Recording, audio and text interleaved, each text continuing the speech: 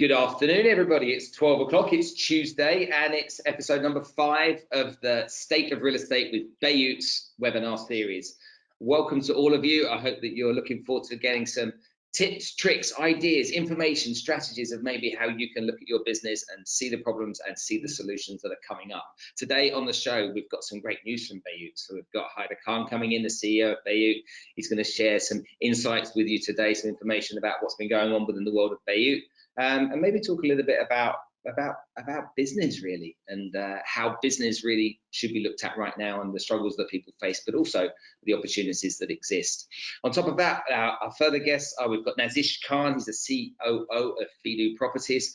We've got Callum White, the managing partner of Positive Properties, and we've got Husni Al Bayari, the CEO of D&B Properties. And we're going to be talking all things off-plan real estate today. So we're comparing Dubai against other parts of the world. So I really welcome your questions. Please make sure that in the chat area you put your questions in there. I'll try and pick those questions out for you and get our panelists to answer them for you, so that you can get some insights as to areas that might be challenging for you right now.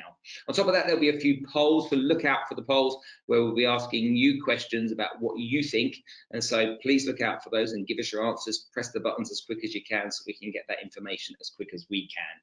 But let's get on with it, shall we? First of all, our first guest of the day, CEO of Bayut, Haider Khan. Welcome, Haider. Come on in and join us.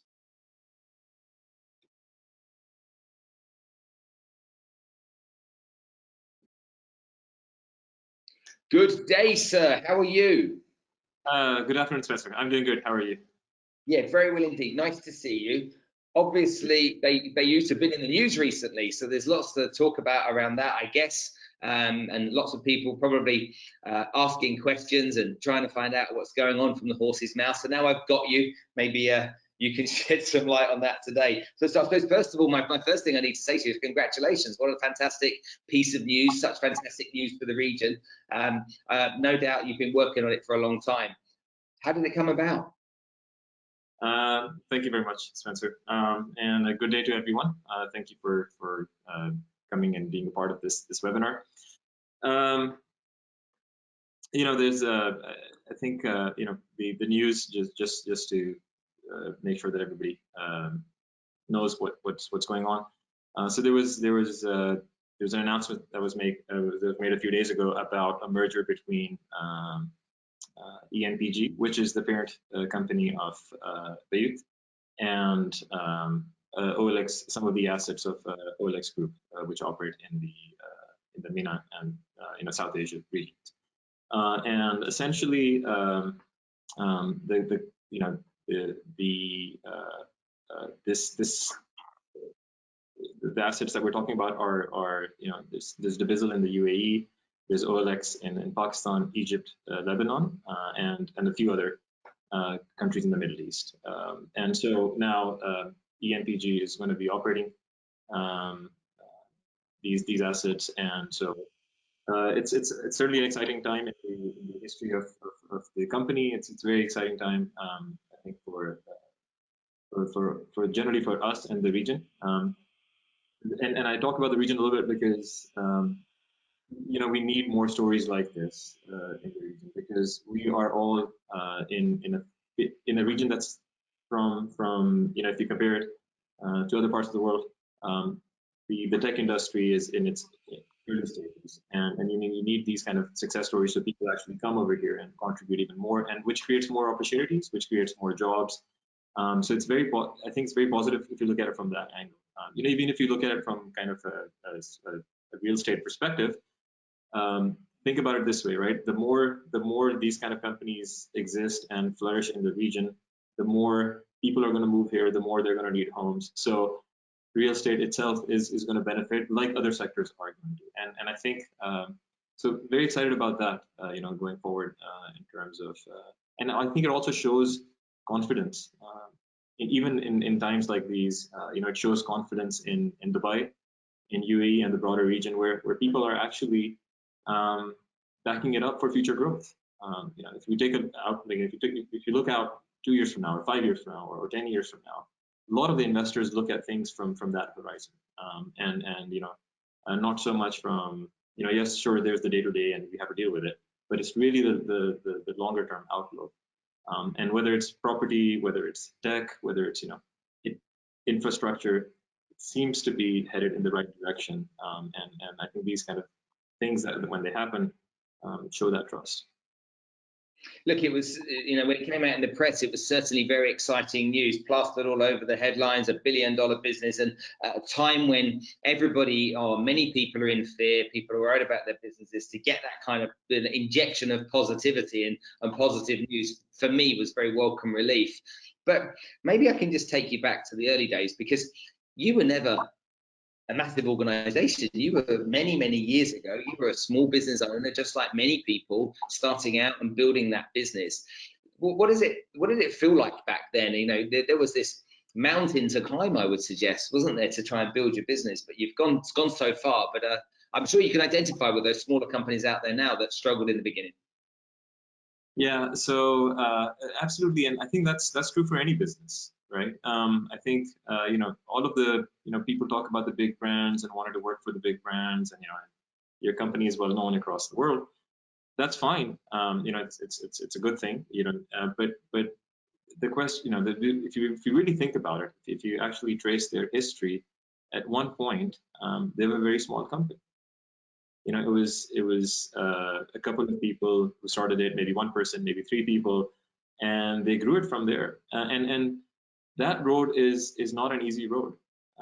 Yes, certainly the times that we're living through right now are unprecedented, and they're true challenges.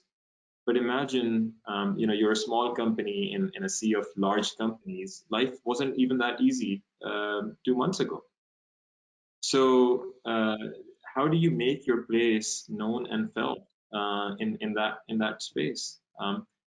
And my even if I look at Bayut's history, if I go back roughly 6 years ago, a little over 6 years ago, when I moved here, as I've said before, we were kind of the new kid on the block.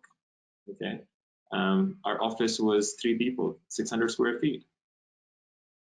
So you talk about small. I mean, that's I came from managing a team of about 160 people to managing 3 people. Well, that 3 people actually included me, so it's 2 people. So but the point is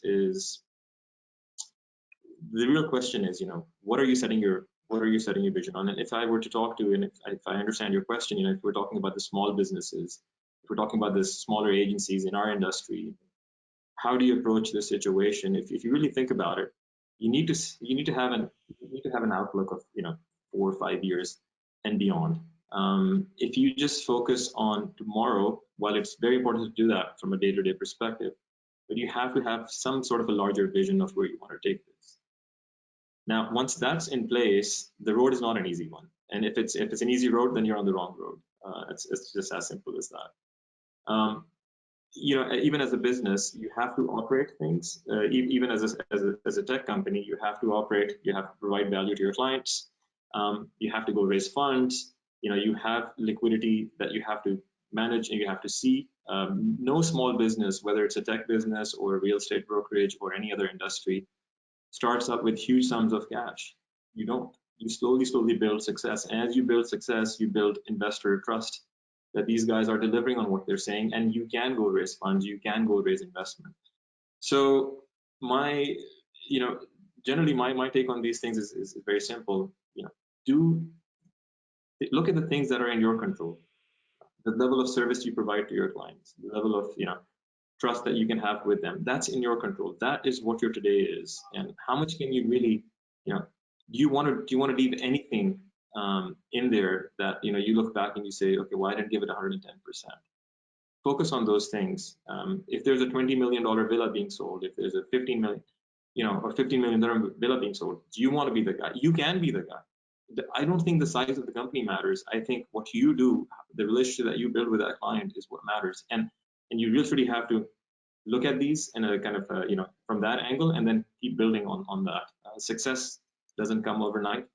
One of my favorite quotes is, it goes something along the lines of, success is never owned, it's only rented, and the rent's due every day. Yeah, well said. That kind of like that was service at the core of everything you did when you were that that small fish in the big pond. Was it really a really important thing for you to kind of like drill into the employees as you started to grow the business, as a lot of these real estate brokers probably need to do too? Your people are your strongest asset, hands down. If you want to run a shop on a high street somewhere, or a stand, and okay, one person or two people can manage that. But if you want to run multiple stands or multiple shops, you can't. You cannot be everywhere all the time. So you have to put your trust in people. You have to rely on your people. You have to allow them the freedom to actually do what they're good at. You have to train them. And that's not a plug for you, but that's generally, that's what you have to do. And you have to focus on your people, and then give them the responsibility, but also have them accountable for what they deliver. And I think people can do wonders. Let's understand then, with this merger that's taken place, how is the level of service that you guys offer right now going to improve for the companies out there that use your services? So we've always taken a lot of pride in the level of service that we provide, and that has been core to Bayut's philosophy all these years, which is clients matter, and clients matter. So from both of those angles, we try to do our best. I think we are a tech company, so look forward to investing more in technology, and building, providing more insights. We introduced smart leads at Bayut last year at B3, which has been postponed now. But there's a lot more exciting stuff in the pipeline. But the idea was to provide you more insights about helping you understand people, helping you understand that client. Now, there's a big onus on you as well as real estate agents to continue that journey and make it a good one for yourselves and for the people that you're dealing with. But we look forward to providing a lot more tools, in terms of helping you understand search patterns, helping you understand what people are looking for, how you can really help them faster, and address their needs faster. It's a fast world. People, I think our industry takes, this transaction is perhaps the biggest one you're going to make for a lot of people in your lives. So they do take their time. So you need to share knowledge with them, and so we're going to build some tools around that. We've announced some tools that are coming now. There's we're launching insights within Portfolio. We are working on a few other things that we're going to be rolling out fairly soon. Come on, come on, Hyder, give us a scoop. Let us know what's happening. Come on, give us something good. Look, there is. So I think I have to save something for B3 as well. Our plan is to do it hopefully as soon as things open up. But generally speaking, it is. We talked a lot about, and even in the last event, we talked about having these views which would help you improve. So as an agent, we have introduced reviews. Okay, so now you can go to your clients and ask you to endorse you, and then those reviews will be shown on your profile. And really the idea behind that is this helps build trust. How many of us, when you go to this, in this e-commerce world, go to a website, and these days we're probably shopping more on the Amazons and the Noons, and you're going there, and the first thing that I personally scroll down to is the review of the product, or the review of the seller, or those things do matter, because you are an unknown quantity to somebody. And so when I can go and read that and form an opinion based on other opinions that seem authentic, it's helpful. And I think this is where in such a social world, which and socially well-connected world, it's very important to start sharing these kind of things. If you've done a good job, highlight it. And so please go do that, because it's only good for you. those are reviews for you. They're not reviews for you. So please, please adopt these things, because these will give you more business. They will, if you're in two minds about, this person or that person, and there needs to be a deciding factor, it's the level of service you provided to someone. You might go with that. You would probably go with the one who's provided better level of service. They say there's no replacement for a valuable third-party recommendation. You can recommend yourself all day long, but other people saying that you're good is so much more powerful in so many ways, no matter what you sell. And so that leans into that completely, doesn't it? Absolutely, absolutely. And I think this hopefully, I think one of the things that we all have realized is that relationships matter, right? And we're so busy in this hustle and bustle of life, but in the last few weeks, 4 or 5 weeks, we've all realized, whether it's our children or our spouses, or our friends, these relationships do matter. And similarly, if the relationships, your professional relationships matter. If you talk about going back to work, you miss seeing people that you associate, they're part of your lives. And then similarly, when people use you as a trusted advisor, people need that. People need that now. So let's focus on that angle too. No matter how digital we get, we're humans, and we will always listen to each other and look for that comfort in each other. So I think the industry has a tremendous opportunity to really raise the bar on that, making those connections much stronger.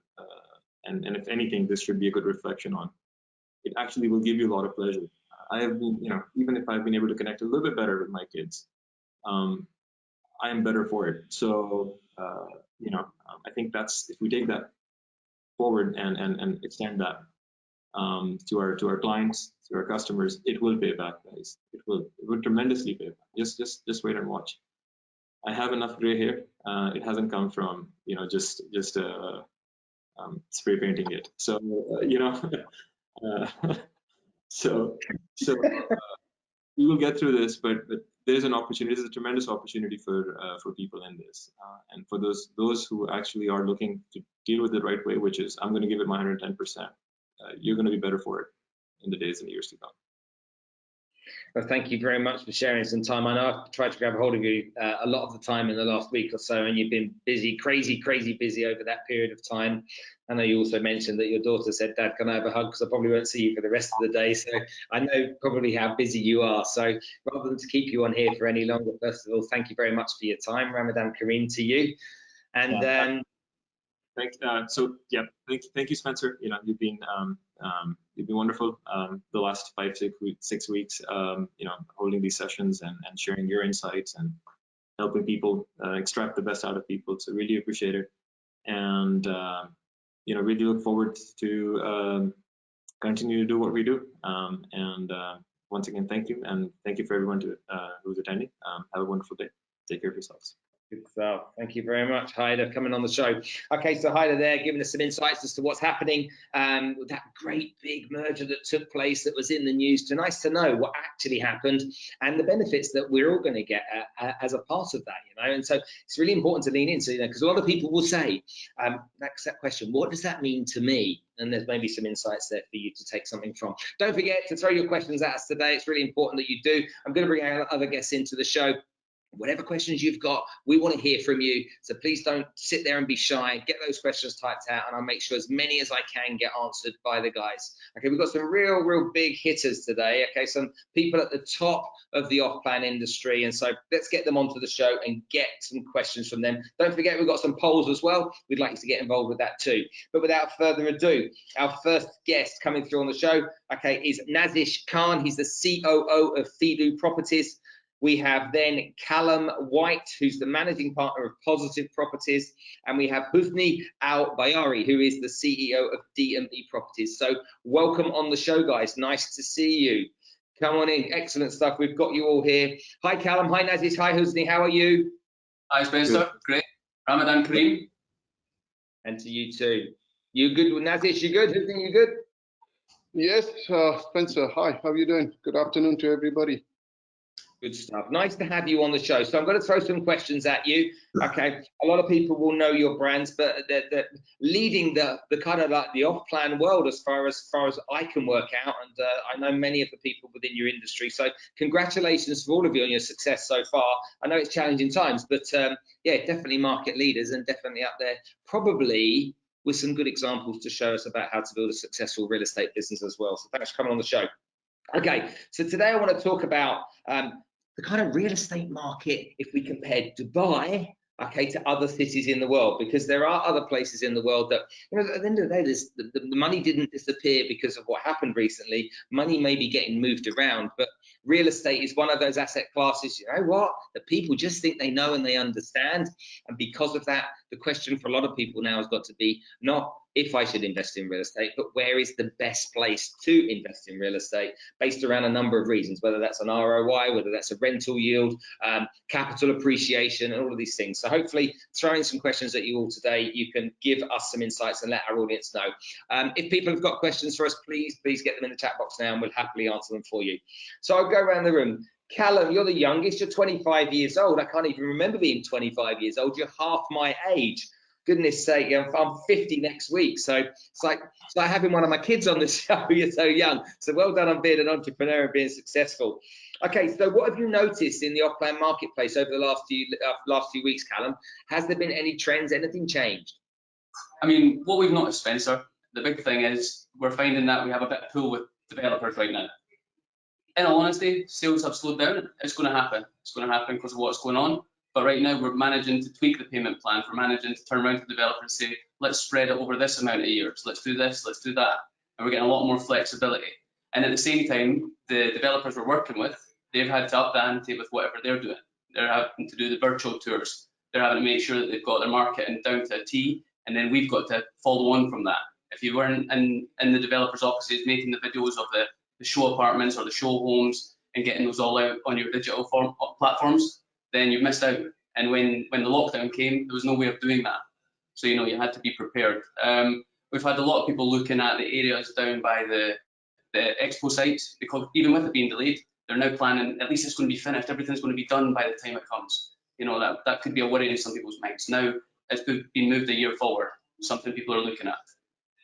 Okay, good, thanks for that. Husni, just kind of a question for the layman. How is the Dubai property market different to the, I don't know, the New York, the London, and the Singapores of the world? We know that London's a very old and established market. We know that New York is as well. Probably more similarities with Singapore, maybe. I mean, correct me if I'm wrong, than the Londons and New Yorks. But how do they compare to each other as places to invest in off-plan markets? Well, they have a lot of things in common. I mean, majority of the cities you talked about basically give their residents opportunities, and I think Dubai is full of opportunities. Now, look, when we speak about Dubai, we do bring up a lot of these big cities. We're nowhere close to where they are in terms of establishment in numbers of years. But what we've done in such a short period of time in terms of soft infrastructure and hard infrastructure, and the marketing and the positioning of this city as one of the highest quality of life cities that will offer you the highest quality of life, best infrastructure, security, you know, you name it. We have a lot of similarities, but we have a lot of advantages over these other cities as well, because this city has the opportunity to grow more. And what we've achieved, or what this city, great cities achieved over the last 20, 30 years is amazing compared to what all the other cities have done over centuries. So it just gives you an idea of what the city can actually produce and do over the next 20, 30, 40, 50 years. So Dubai has got all the advantages, maybe a couple of perks that other cities don't have in terms of security and all of that. And Dubai is just getting started. It's interesting you say that, and Nazish, I'll just bring you into the same question here for a second. I know that you focus on the Chinese marketplace, but I think a lot of the time people focus on the negatives. You know, as Husni was just speaking then, I was just recounting in my mind, you know what, it's a bit more dangerous in London. You know, I started to talk down London in my mind subconsciously in that moment, you know, thinking about people getting mugged and all that kind of stuff, where we don't have that here. I think it's often that you find people are focused on negatives rather than positives. But when you compare, what do you think? Do you think the same as Husni, or do you have a different opinion? I think I'll definitely go with Husni. I've seen the market, Dubai. I'm born and raised in Dubai. I've seen it grow. When everything started in 2000, 1999, 2000, I mean, we are new babies in the market. If we have to compare to London or Hong Kong, Shanghai, New York, Singapore, I mean, we should not be comparing with them. However, we are a luxury brand which we sell to the whole world. Every rich individual across the globe would like to be associated to Dubai. And no matter how much investments he's got in London or in Hong Kong, he would actually have at least a unit invested into Dubai. They all want to be associated to Dubai. So now talking about the pros and cons, I mean, let's talk about the prices. I mean, it's unbelievable. We are selling the same luxury product for probably 70% cheaper than what we would buy in a city like London or Shanghai. Let's talk about Hong Kong. Hong Kong is like $3,500 per square feet, where compared to Dubai, on an average, we're talking about $450 per square feet. So look at the variation. London has always been one of the top favorites for any investors globally. And London is talking about 1,600 dirhams per square feet. I'm talking about US dollars, compared to, again, Dubai is 450. The same kind of a product, the same finishes, plus the kind of taxes that you have to pay in those cities is unbelievable. It's a tax-free haven, and every investor loves investing in Dubai. We have never seen people being disappointed, okay, due to some crisis situation at times, but generally, I've always seen only a very, very positive note from the investors. Every investor likes a tax-free investment, don't they? Okay, let's get a poll up here. Let's ask you guys that are attending today. There's hundreds of you out there. Okay, we've got a question up for you. Maybe we can see, discuss it with the guys. Maybe we can see. So first question, which city do you think has the lowest price per square meter for apartments? Okay, which city? So that's Singapore, New York, Bangkok, Dubai, or Mumbai. Okay, so if you're an attendee right now, just type in which one of those that you think. Okay, so which one of those do you think's got the lowest price per square meter for apartments? Let's have a look and see whether you're guessing well or you know the answer. So Singapore, New York, Bangkok, Dubai, or Mumbai. Okay, the lowest price per square meter for apartments. What do you reckon, guys? What do you reckon? Do you think, Callum, do you think it's Singapore, New York, Bangkok, Dubai, or Mumbai? I know the answer, Spencer. I know it. This is what we get asked every single day. You know, this is the sort of thing we need to remember. I mean, I know for a fact it's going to be Dubai. Really? Okay, interesting. Okay, Husni, do you agree or do you disagree? Yes, of course. I mean, compared to all the cities you named, we're probably the most attractive in terms of value for money. So yes, I'd go with Dubai. Okay, good, excellent stuff. Good shout there. And what's the answer? Okay, let's get the answer up very shortly. Let's see what the answer is. The answer is, of course, Dubai, and so 85% of you got the answer right. Look at the differences there. Singapore, $18,907. New York, $14,798. Mumbai is 6,244, Bangkok 5,572, and then Dubai 3,442. So you can see substantially, okay, in advantage with Dubai. So for those of you that took a chance to get involved in the poll, fantastic. Okay, make sure that you keep coming up with that. I can tell you 85% of the viewers are working in real estate. There we go. We can see from that chart exactly those numbers, which is fantastic when you look at the opportunities that exist over here. Great data, genuinely great data coming up. Okay, let's keep going, guys. So again, if you're an attendee right now, do us a favor. When we throw the poll up there, answer the question. Come on, get involved. There's no point you sitting in the background. Get involved, get engaged. We're going to answer your questions. These guys are here. They head successful businesses and they can help you. So please ask your questions, get involved in the polls. Okay, let's go on to some more questions. When you think about people, let's say, I don't know, let's take I'm British, Okay, I'm a British person. So for people that live here in the UAE, should I invest, Husni? Should I invest in Dubai, or should I invest in the UK? Because I know the UK. Should I invest there, or should I invest in Dubai? What if I'm comparing one against the other? Not necessarily London, because London and Chelsea and Kensington and all of these wonderful established places. Am I going to get more for my money? Am I going to get a better value for money investment? Am I going to get something that's safer by investing in the UK over and above investing in Dubai?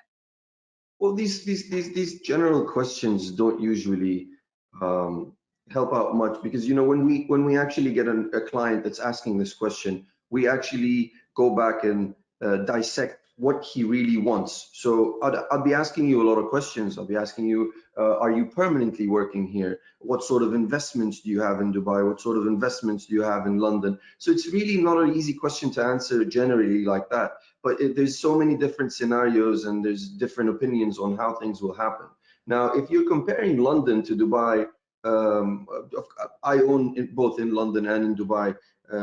London is a great city to invest in. I mean, in terms of how things are established there. But I'll compare two other things. I mean, I live in Dubai, so obviously majority of my investments are going to be in Dubai.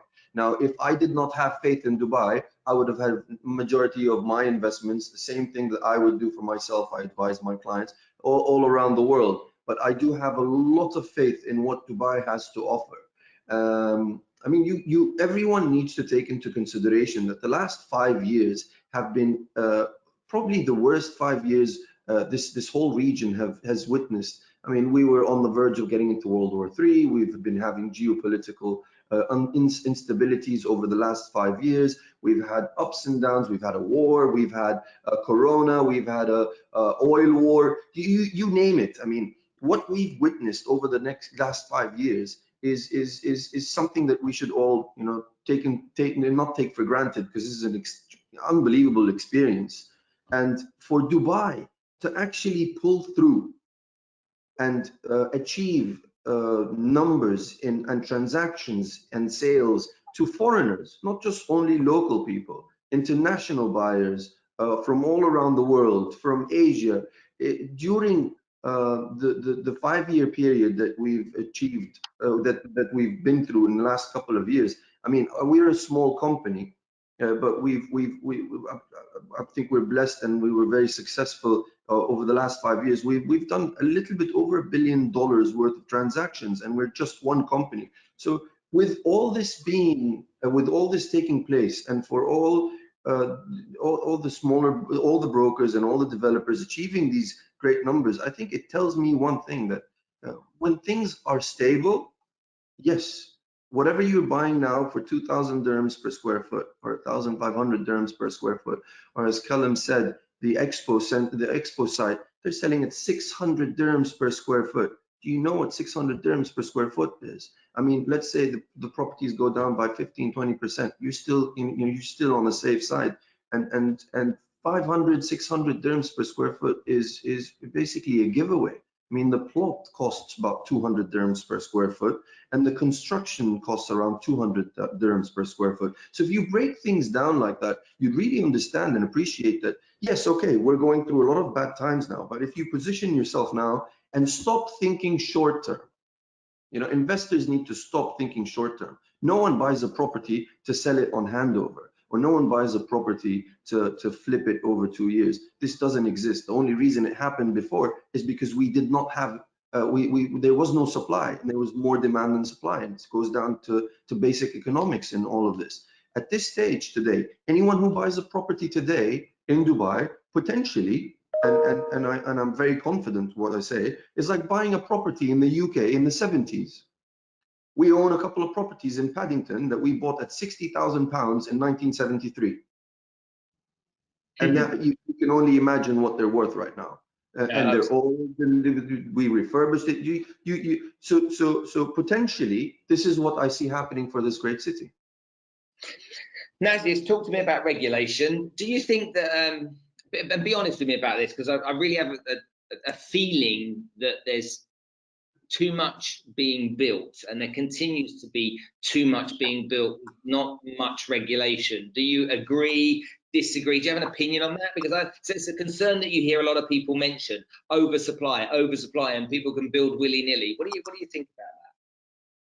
Wow, so we have two top developers always debating on the same subject, so it's kind of risky to speak much on that. However, yes, we do have an insight. I think the supply is not that crazy. Yes, at this point of time it is, but the way we were looking forward to Expo 2020, we were supposed to have a balance. In fact, I would think that there would be a lot of demand back at the time of Expo 2020, and the supply would be actually way less. We already had inquiries a couple of months back where companies were looking for full buildings, and the availability is not there, which can occupy their employees, which would be coming down for Expo 2020. Now, the supply has been, I think, so matching with the demand, which is the predicted demand rather than the current demand. So I think it was pretty fair for Dubai to go extensively into building. A lot of other developers wanted to just clear the backlogs, and it was a great opportunity. Expo 2020 gave them a very promising future, and it was very optimistic for everyone to increase the supply. So yes, very much. I'm in the favor of the supply being more, and I don't think it should stop at any point of time. Now that if Expo 2020 is 100% confirmed, postponed by 1 year, I think we got much more breathing space and a lot more money to be made now and a lot more to be delivered. So it would be a great opportunity, I think. It's really interesting perspective. I have something to add to this. The beauty of Dubai is that the fundamentals do change dramatically, like a switch of a button. I mean, some good news happens in the region or anything like that.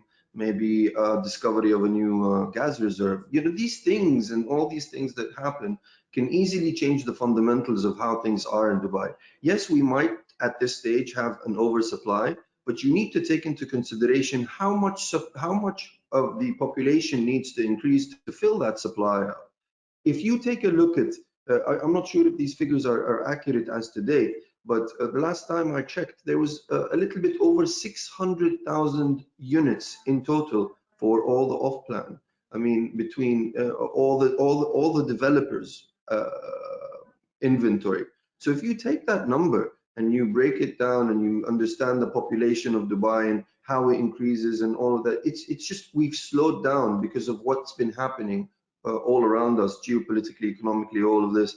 But if at any point something comes up and dramatically you get 200,000 extra people, middle class spenders in Dubai, I don't think we will have a supply problem. I think we will have an undersupply problem for something like that. So it's more again on the long-term vision of how we need to look at this. Sorry, yeah.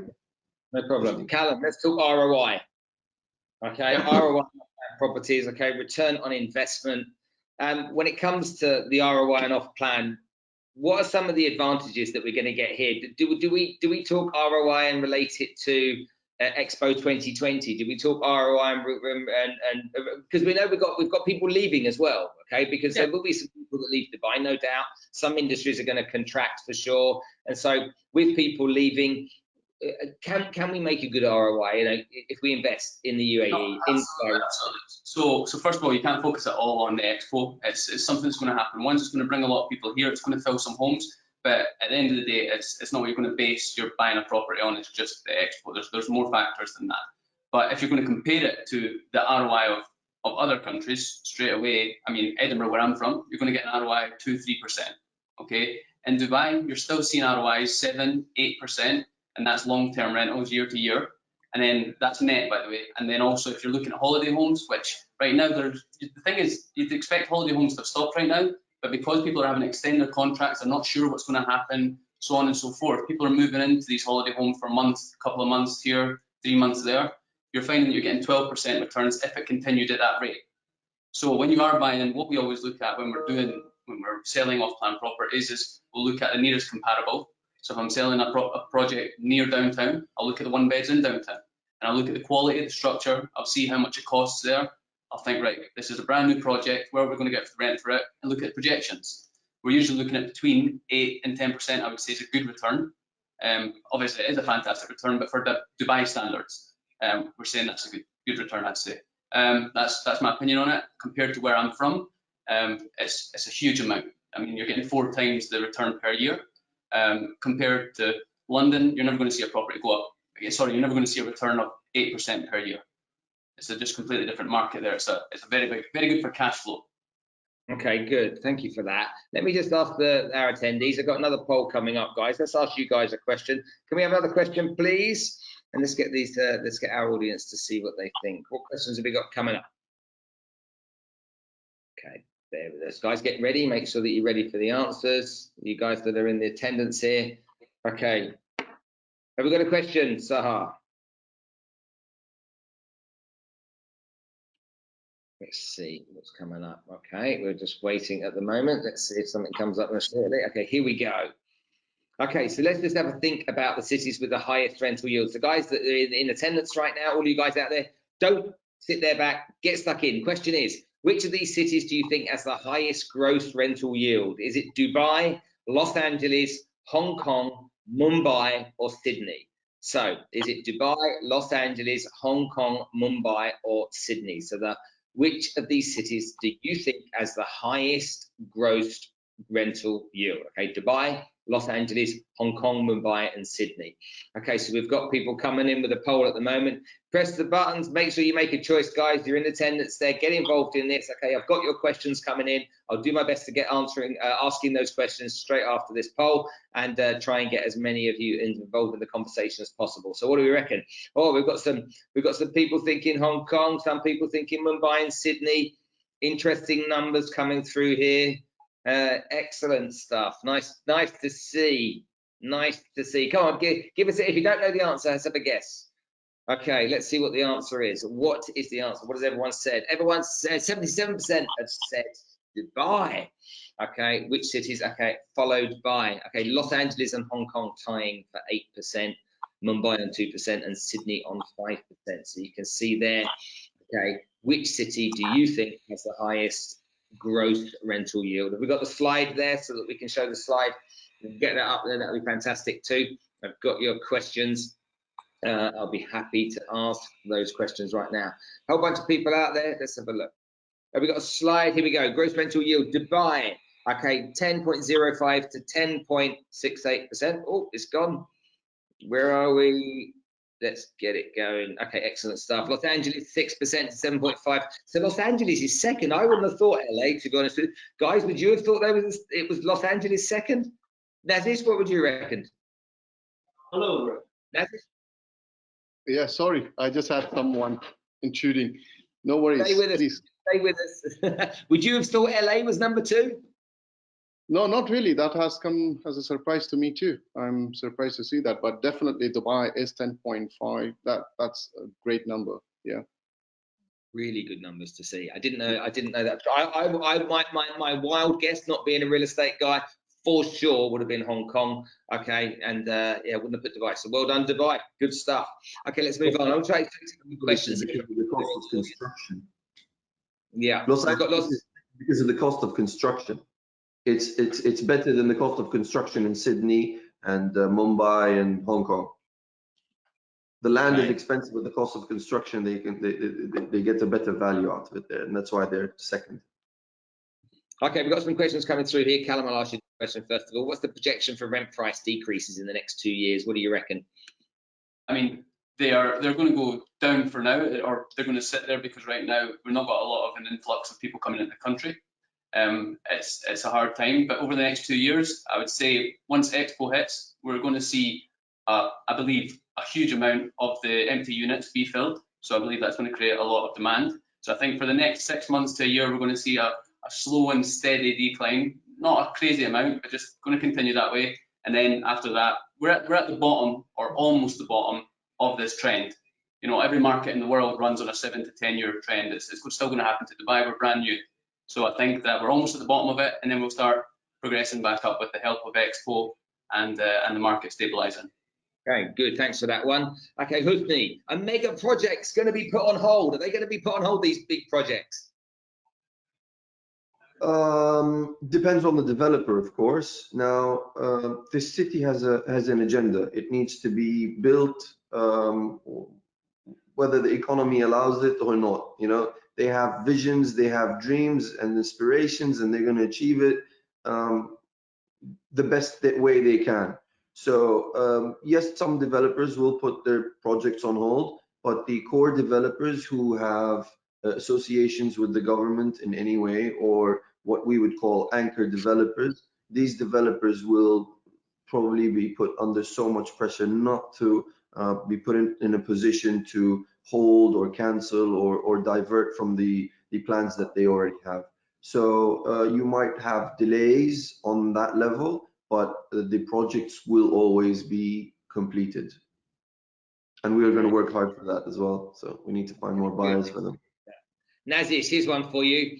Okay, so this is from Kern. He says, if you were to advise a starting agent in the current market conditions, okay, what would be your best advice to give somebody starting out selling off plan in the current market conditions? Well, first of all, this market is going to be very tough for you, my friend, because there is a lot of competition. We have more than 3,000 brokers out there, and right now, and the number of clients have reduced. So one of the first things that you would have to do is really educate yourself in terms of the property knowledge, and reach out to your clients, reach out to people who are in a shape of who's got a lot of liquid cash, because those are the guys right now in this coming 3 months, which you will find the only kind of people which will be purchasing right now, while the others will be just sitting and watching and trying to see or trying to speculate and just be waiting for amazing downturn, which I personally believe would not be happening to a great extent, as we have already seen the bottom. For the next 3 months, it's going to be quiet. So it's a great opportunity for any newcomer to train himself really well. So you won't feel or intimidated with the pressure around you that, oh my God, look at the other guys, they're closing every day. That won't be there. The only thing which will be there is like, take it easy, take it slow. Don't be in a rush, because, and definitely make sure you got a saving for a good 6 months, because we really don't know how lucky are you going to be. But there are some people, I mean, I had a guy who just joined, and I'm just telling you this so that it could motivate you. It took him a week to close a deal, which was a 2.4 million dirham deal, and voila, he was lucky. And it's a lot about luck too, and who you bump into, what kind of a client you bump into. So, buddy, all the best. Seriously. Okay. Yeah. Thank you. Husni, what's some of the best areas for investing in off-plan apartments in Dubai right now, and what kind of ROI can I expect once the apartment is handed over? It depends on, of course, the locations and where he's buying, but in general, Where to buy? Where do I buy? Where are the best places? I have a simple philosophy right now on this with because of the situation we're in. You need to focus on 3 things. I mean, it's the typical generic thing that real estate people say: location. So if you're talking and referring to Dubai, anything on Sheikh Zayed Road and anything on the water and anything on Al Khail Road. These are the 3 main arteries. The roads, Al Khail Road and Sheikh Zayed Road, are the main arteries of this city. And transportation and getting to these communities is very important. And of course, being on the water, that's priceless. That's priceless. Your property will always have a value, and potentially appreciation on properties that are facing the water at any point will probably be the highest. Returns on investment, it depends if you are going to look for a annual contract or holiday homes. Holiday homes, we will stick to the ones on the next to certain features like malls or the sea or waters or water. And if you want the regular return on investment, we would go to Al Khair Road. There's good deals from off plan, of course. Utilize the payment plans. Sure. If you allow me an extra minute here, I just want to say people need to understand how to utilize the payment plans. When you have a 3-year payment plan or a 2-year payment plan, what this is basically, it's an indirect discount from whichever developer you're buying from. Because once you get handover of the property, you're technically not making a payment for another year, or for the 40% or 50% over 3 years. So if you rent the property out over the 3 years of the extended payment plan, what you're doing is basically, if you're getting a 4% net ROI, that's worst case scenario, you're saving 12% of the actual value of the property. So after the 3rd year and after you complete the payment, what happens is your ROI automatically goes up. Not only because the rental prices are going up, but also because you've indirectly taken advantage of a discount that was given to you. But what these developers and what the city needs is investors who will commit to the payment plans. And this city doesn't need someone to come in, make a payment of $1 billion for 2 years and walk away with profits. They want the money to stay here, and they want people to commit to these investments over the next 10, 15, 20 years. And if they do that, they can see a lot of positivity of how to and why to buy off-plan properties. So just to finalize the answer, 4 to 8%, I would say, is a significant return on investment in terms of rental yield around the area. Okay, good. Excellent. Let me come to you 1 second. Nazish, let me come to you 1 second, because we're a bit tight for time and I want to make sure we get all of this done. We've got another poll going right now. So Sahar, if we can just get another question up. Which of these areas in Dubai do you think has the highest ROI for apartments based on rental yields? So we've got downtown Dubai, Dubai Marina, Palm Jumeirah, and Business Bay. So guys, give us a go. Go on, attendees, make sure that you press the buttons and you choose. Is it downtown Dubai, Dubai Marina, Palm Jumeirah, or Business Bay? Okay, many of you coming in. Oh, this is a real split. There's a lot of different numbers coming in here across the board. So it's genuinely a real split here. So is it downtown Dubai, Dubai Marina, Palm Jumeirah, or Business Bay? So you guys that are out there, kind of make sure you press the buttons, make a decision. If you don't know, have a guess. Okay, there's hundreds and hundreds of you on this webinar right now. Have a guess. Okay, it'd be great to see what your guess is, what your opinions are. Okay, the numbers are starting to slowly increase in one area. No, we have a lot of people, okay, that are thinking across 3 out of the 4 for sure. This is really interesting to see. Interesting numbers for sure. And the winner is Sahar. Well, who's the winner in this example? Let's get it up there. Dubai Marina is what you said. Okay, 51% of you have said Dubai Marina, so that's interesting. But there's still 21% for Business Bay, Dubai Downtown 19%, and Palm Jumeirah 9%. So people, over half of you have said Dubai Marina. Let's have a look at the graph right now and the stats and see what those numbers are.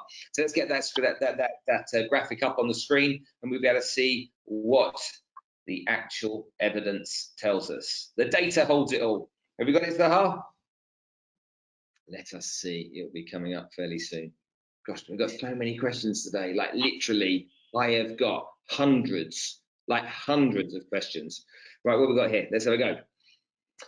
Let's have a look. What did you vote for, guys? What did you vote? Okay, so downtown Dubai 5.5, Dubai Marina 6.8%, Palm Jumeirah 6, and 6.1 Business Bay. Okay, so Dubai Marina wins, but it doesn't win by a massive margin.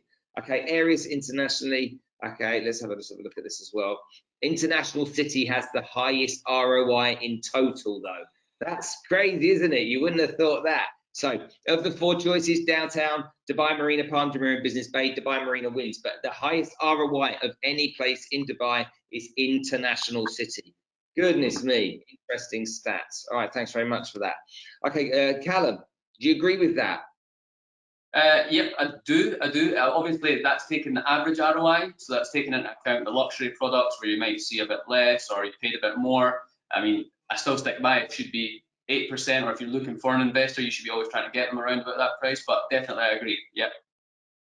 Okay, Nazish, my mum and dad are retired. They're living in Cyprus, enjoying the fruits of their labour after many, many years. They've got a lump sum of money. They've always been invested in the stock markets. That's how they've got their returns. That's how they get their pension income. But the stock markets fell off a cliff a little while ago, and so they went into literally cash. What do we do next? They want to buy in Dubai. So do they buy an apartment or do they buy a villa? From a rental perspective, which is the best, which is going to give the best ROI, which is going to give the best rental yield? What's the choices that if my mum and dad said to me, Spence, go find it out, and I come to you, what are you going to tell me? Well, first of all, there are a lot of questions. Is it an investment or they would want to come and live over here? That's the first question. They need an income, so they're retired. They've got a lump sum of money. That money must give them an income. They were getting the income before from dividend yield from stocks. And so there's no dividend yield space. So they still need an income because they're retired. So what do? Do they buy a villa or villas, or do they buy apartments? Where are they going to get the best opportunity? So one of the best opportunities, basically in both the segments, we would find a lot of opportunities in villas and apartments. However, in villas, we can because I believe, Spencer, you're British, they would definitely love to have a little house as a retirement house. So there is amazing opportunities lying by the Kudra, the Kudra Lake, that segment, that area. So we have Nashama, we have Town Square, and of course, one of the best projects we can look at is Dubai Hills Estate. Now, with a good 1.3 million dirhams, you could be actually getting a nice townhouse in Dubai Hills Estate, and this could be a good catch for a retirement house for your parents, which could be a small 3-bedroom.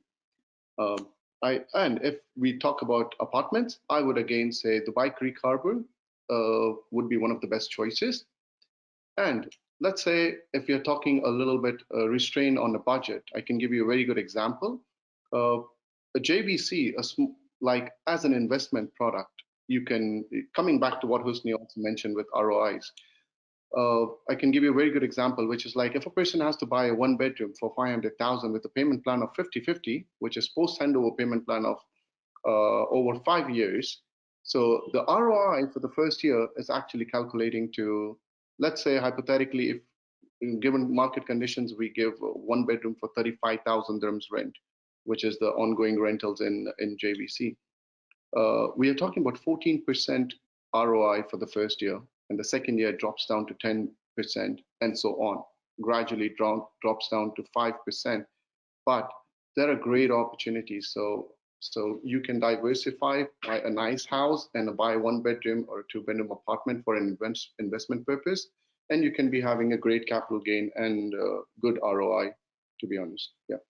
So depending on how good your iftar buffet is that you invite me to will depend whether I give you their phone number. We're social distancing at the moment. Oh, yes. Spencer, we're sharing commission, so it's my mum and dad's. Okay.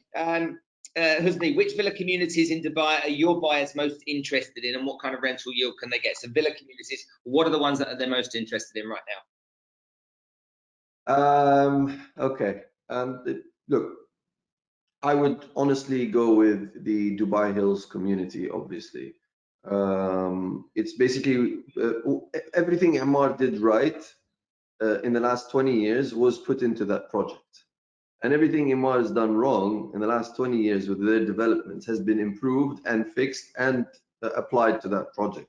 So when you look at the Dubai Hills project from an overview, it's genuinely probably going to be one of the best communities in the region.